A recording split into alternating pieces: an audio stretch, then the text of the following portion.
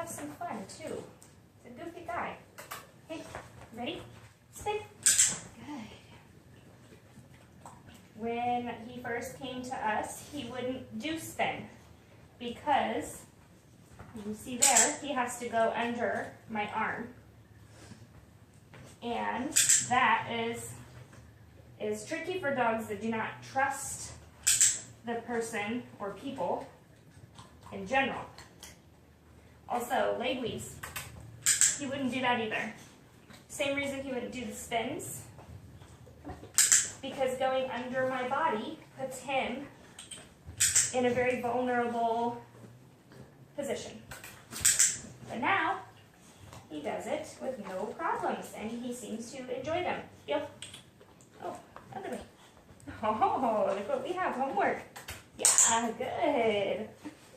That was nice, buddy. Ready? Spin. Yep, good boy. All right, all done.